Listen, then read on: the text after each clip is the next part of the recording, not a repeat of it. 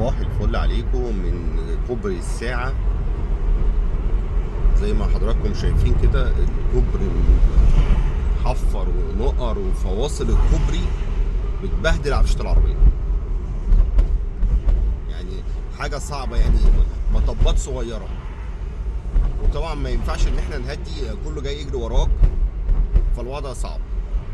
يعني ما فيهاش حاجة، يعني لو الفواصل دي اتعملت وشوية الحفر اللي في مطلع الكوبري والحتت المدغدغة دي تتعمل، مش هتاخد اكتر من يوم يعني. حتى لو قسموا الكوبري اتجاه نص في نص، بس ما يبقاش بالوضع دوت يعني.